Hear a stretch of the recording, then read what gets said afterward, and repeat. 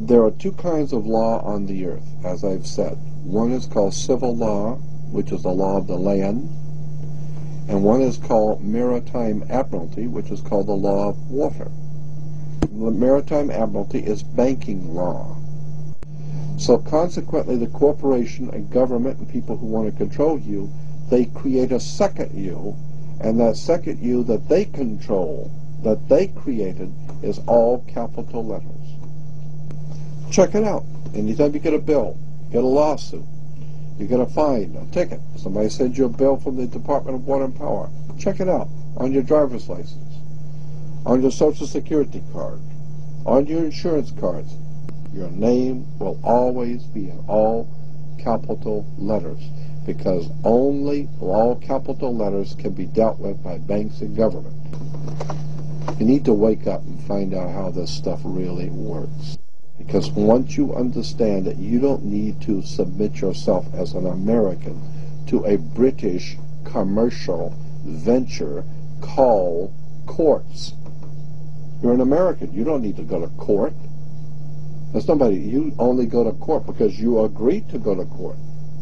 When they send you a subpoena to court or summons to court, and they've sent you something, you look at it and say, hey, Jack, that's not me. That's in all capital letters. All capital letters is a corporation. Those who are charged under these maritime admiralty courts usually don't understand that they are voluntarily being fined and imprisoned. When a judge calls your name and asks if you are that name, those who say yes are verbally agreeing to represent the artificial person that the name represents. In doing so, you are voluntarily waiving your rights under the Constitution. Your absolute rights as natural persons are the right to life, security, and property. And all of these are very important. Remember that you can never be deprived of these simple rights unless you are willingly waiving them. But you need to understand your rights if you want to be protected under them. When sustainable development is knocking down your door for the right to your property, you need to understand your inherent right to your property, which extends from the visible surface to the center of the earth. But please note that these steps are simply the beginning. They merely treat the symptoms instead of attacking the root. To understand fully how to protect yourself, you need to understand your origin.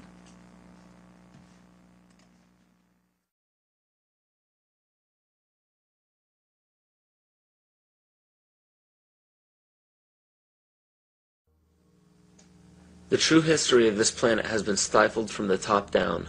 Since the inception of monotheism and the ridicule as well as outlaw in specific cultures of all pagan religions and practices, a lie has been forced upon all civilizations. You have to wonder why powerful empires were threatened enough by paganism to make the practice of such religions punishable by death. This threat didn't end during the Roman Empire. Take a look at how the founders of America, by mandate of Great Britain, wiped out Native American tribes indiscriminately. Great Britain has also shown some of the most brutal forms of genocide in Africa, India, New Zealand, New Guinea, and many other locations in which pagan tribes still existed. East Timor suffered from one of the most brutal genocides in all of history and was fueled by the United Nations and the United States funding during the Carter administration. Ford and Kissinger visited Jakarta, I think it was December 5th. We know that they had requested that Indonesia delay the invasion until after they left because it would be too embarrassing. And within hours, I think, after they left, the invasion took place on December 7th. What happened on December 7th in 1975 is just one of the great evil deeds of history. Early in the morning, bombs began dropping on Dili. The number of troops that invaded Dili that day almost outnumbered the entire population of the town. And for 2 or 3 weeks, they just killed people.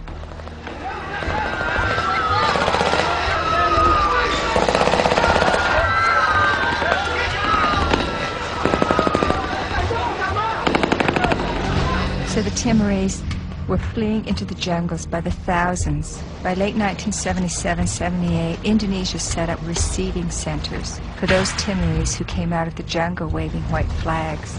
Those the Indonesians thought were more educated or who were suspected of belonging to Frelimo or other opposition parties were immediately killed. They took women aside and flew them off to Dili in helicopters for use by the Indonesian soldiers. They killed children and babies. But in those days, their main strategy and their main weapon was starvation. By 1978, it was approaching really genocidal levels.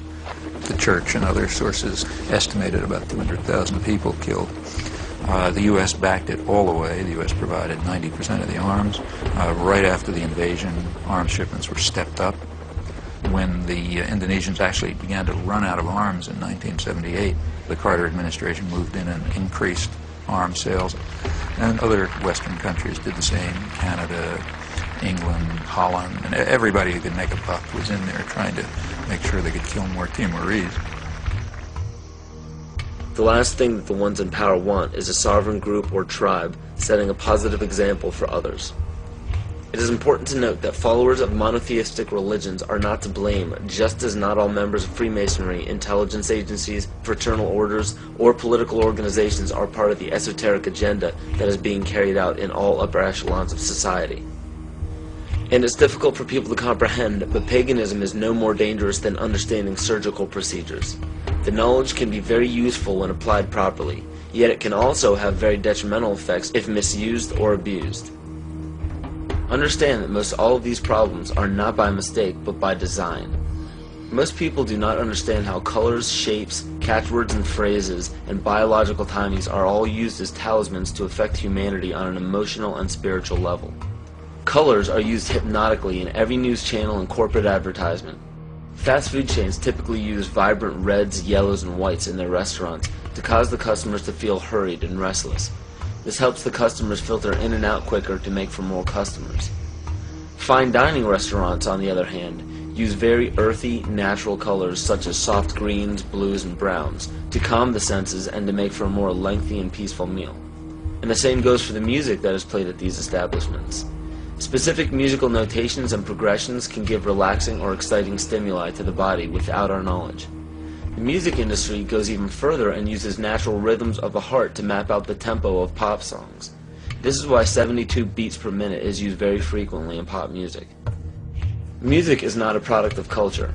In 1986, the National Academy of Science found that infants prefer consonant sounds such as perfect fifths rather than dissonant ones. This is just a small example of our natural ability to understand sound. So be very careful when placing a child in front of a TV or near a stereo. Those who believe that children cannot comprehend violence on a TV screen or aggression from music are thinking strictly with the left brain. The child may not rationally understand the words or actions on the screen, but the right brain, even in infants, can absolutely understand everything in its immediate environment because it transmits a frequency that can affect us on a subatomic level. Science has even proven that proper sonic vibrations are essential for the health of our vegetation. Studies done on many ecosystems have shown that when a specific species becomes extinct or moves from an area, another species will replace its song patterns to fit the overall harmony of the vibrations required for plant life to thrive. All these are known as talismans and are used very carefully by corporations and the media. Catchphrases are also used to spark certain emotions in the psyche. When the average person hears the words terror, bombing, gunshots, murder, war, assassination, and so on, the body and the mind respond with heightened alertness and caution. And when events such as assassinations of major leaders, bombings, terrorism, or war happen on large scales throughout the world, the body responds differently at different times, marked biologically and astrologically. The tragic event involving the Branch Davidians at Waco and the Oklahoma City bombings claimed the lives of men, women, and children as they ended in flames on April 19th. This date is a pagan holiday where human sacrifice is made by fire.